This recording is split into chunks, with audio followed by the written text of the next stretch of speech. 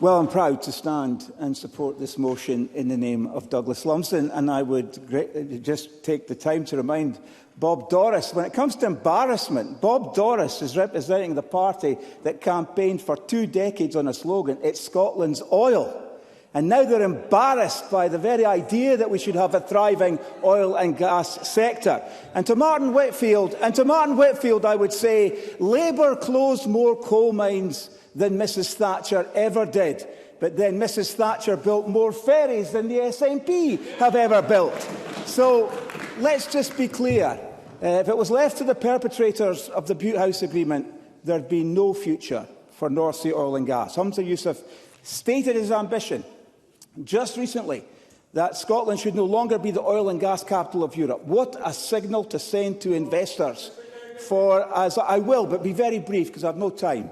Kevin Short. Humza Yousaf said at our Aberdeen conference that he wanted to make Aberdeen the global renewable capital, recognising that we require a just transition and that Aberdeen's skills are still up there. Does Mr Kerr recognise that Aberdeen should lead the way and should be the global renewables capital?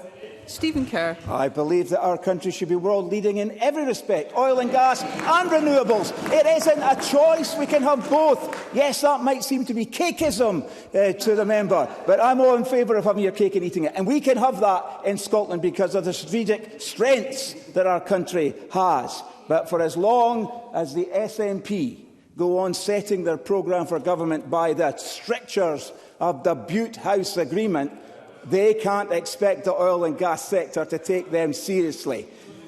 The SNP are against new licensing, new activity and new investment. Well, that's what we heard from the Cabinet Secretary. Someone shouts no. That's what we heard from the Cabinet Secretary. Reservations about everything to do with the development of oil and gas. And let's be frank, they even voted against the Offshore Petroleum Licensing Bill at second reading. Mind you, there was only 27 of them that voted against it, because presumably the rest were already taking Keith Brown's advice not to bother turning up for work.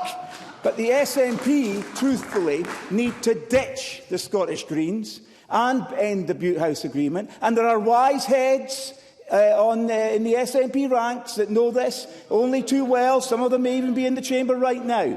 Now, for Scottish Labour, they couldn't care less about the voters of the North East of Scotland. They've given up on the North East of Scotland. Look at their policy on the levy. They'd not only, and Daniel Johnson didn't want to talk about this, and I can understand why. Because they not only want to extend it for a whole Parliament, unlike the Conservatives. Of course we're disappointed it's been extended for a year, 1 year. The Labour Party wants to extend it for a whole Parliament. And they'd also remove the investment relief. And they too are against new oil and gas licensing. And by the way, if I've got that wrong, and that isn't today's policy, if that isn't today's policy because it's the Labour Party and you never know where they stand on anything, I'm happy for Michael Mara to tell me if it's a change. Is this the policy or not, Michael Mara? I mean, it's impressive hyperbole, presiding officer, from Mr Kerr on this point. I don't think he's got much ground to stand on in terms of the change in policy. Is his point not fatally undermined by the fact that for all the screaming and shouting from his benches that the Conservative Chancellor believes that a windfall tax is the right thing to do? Why can't he agree with his own party on that? In conclusion, Stephen Kerr. That's a shame. But I'm